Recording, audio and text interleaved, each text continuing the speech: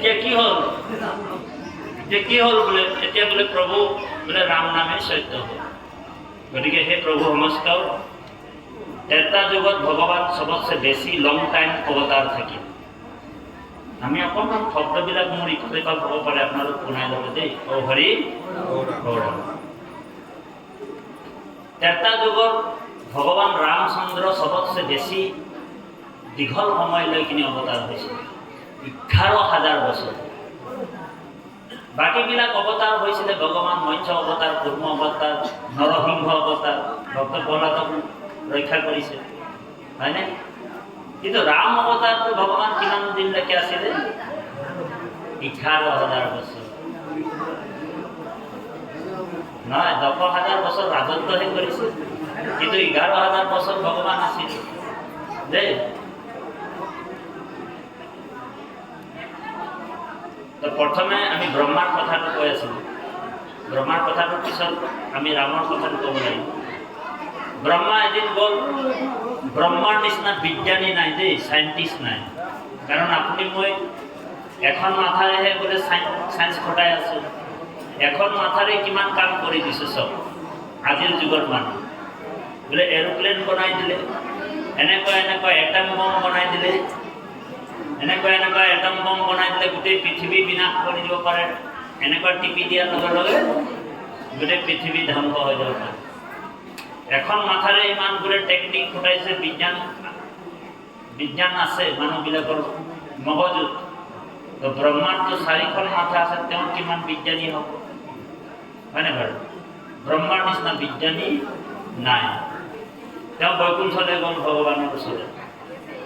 যাওঁতে আগফালৰ যিজন দুৱাৰী আছিলে, প্ৰথম সনাতন যি বৈকুণ্ঠ আছে, শ্বেতবিলাসত ভগৱান আকৌ লক্ষ্মীৰ লগত থাকে, ক্ষীৰসাগৰত। সেইটো ভগৱানৰ কাৰ্যালয় হয়। তাত মানে ব্ৰহ্মা বিষ্ণু এণ্ট্ৰি হয়। তাত ব্ৰহ্মা বিষ্ণু তালৈকেহে যাব পাৰে, গোলক ধামত যাব নোৱাৰে, এণ্ট্ৰি নাই ব্ৰহ্মা বিষ্ণু দেই বাৰু।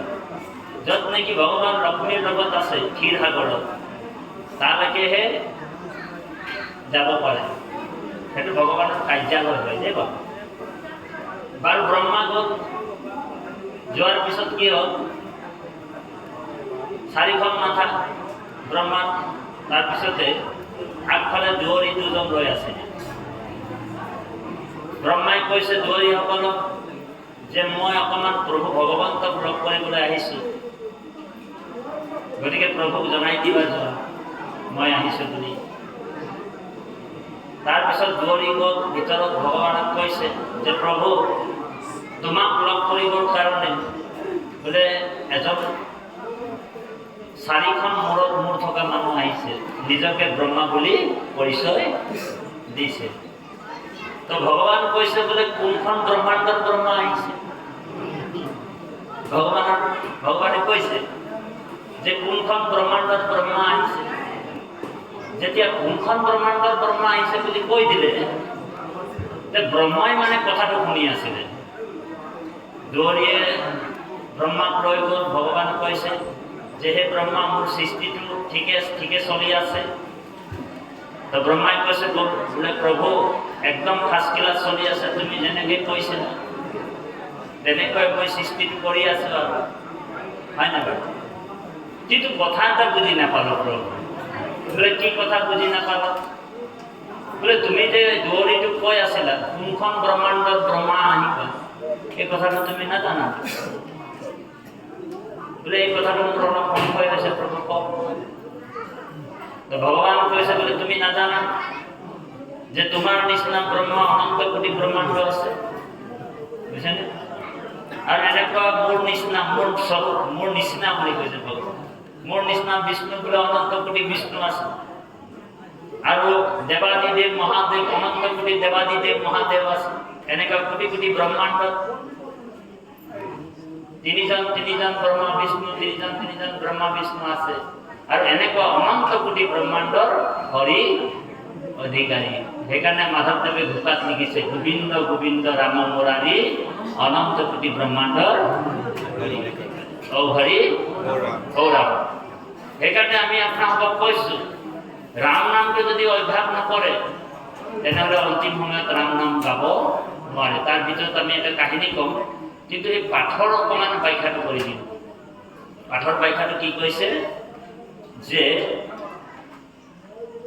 কি বুলি কৈছে ইয়াত, নেৰিবা বেদৰ পথ সজ্জন জনৰ মত ব্ৰাহ্মণত কৰিবা ভকতি।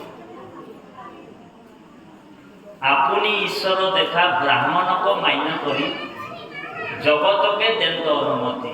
এতিয়া ব্ৰাহ্মণসকলক কিন্তু সেৱা কৰিবলৈ কৈছে।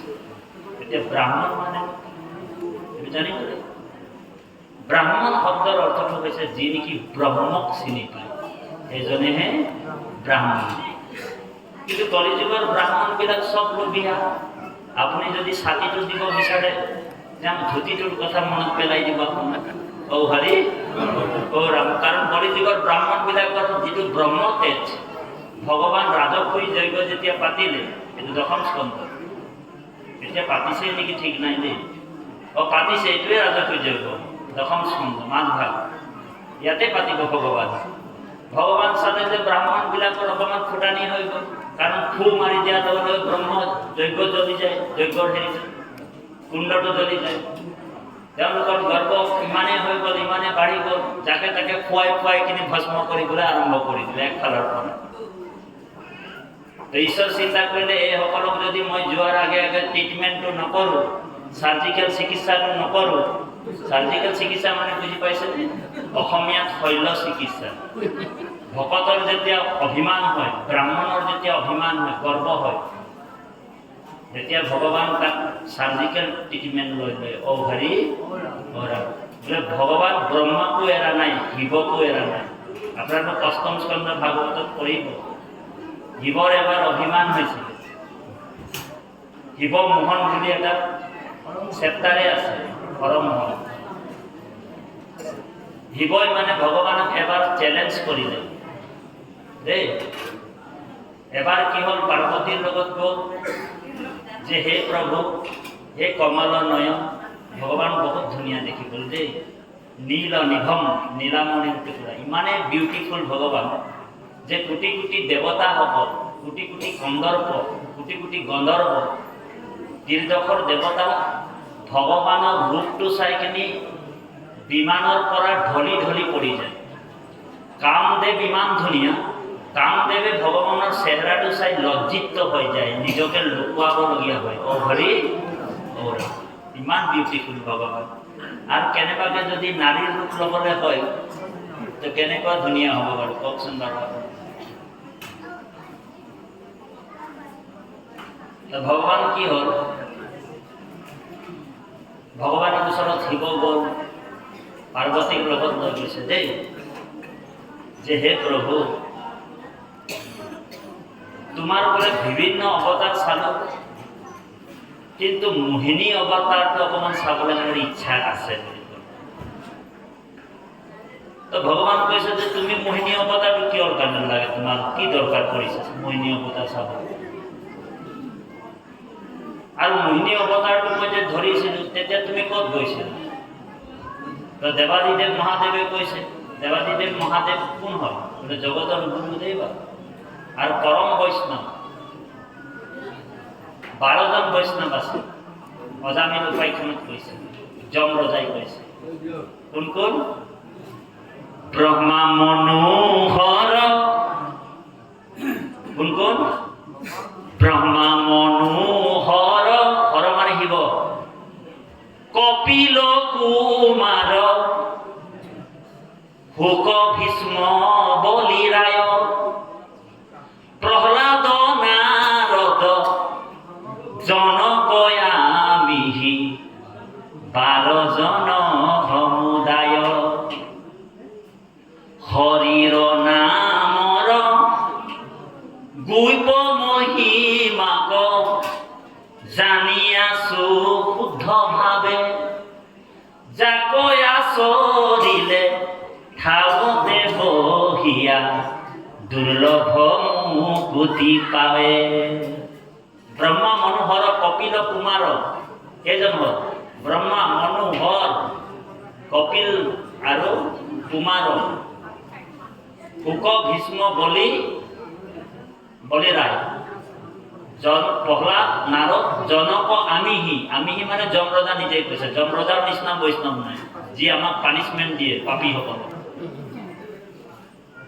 এই 12জন বৈষ্ণৱৰ ভিতৰত যমৰাজা কৈছে যমৰাজাই কৈছে যে হৰিৰ নামৰ গুপ্ত ৰহস্যটো কেৱল আমি 12জনহে জানো গন্ধৰ্ব চাৰণ কিন্নর নাগ মনুষ্যই নাজানে বুলি কৈছে মহিমা লাহে লাহে লাহে মানুহে জানিব প্ৰথমে নাগসকল জানিলে তাৰপিছত মানুহে জানিলে হৰিৰ নাম যিটো নেকি ব্ৰহ্মাই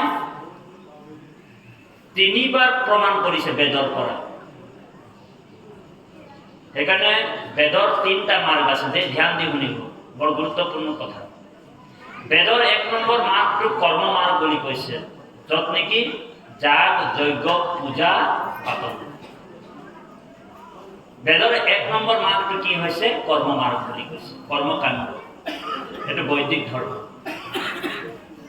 আৰু সেই পথেদিও ঈশ্বৰক পাব পাৰি কাৰণ বেদৰ কথা মিছা নহয় আকৌ ধ্যান দি শুনিব বৰ গুৰুত্বপূৰ্ণ কথা বৈদিক পন্থেৰো ঈশ্বৰক পাব পাৰি কিন্তু সেই পন্থটো অলপ দুষ্কৰ হয় অকণমান জটিল হয় টান কঠিন দেবা তাৰপিছত জ্ঞান মাৰ্গেদিও ঈশ্বৰক পাব পাৰি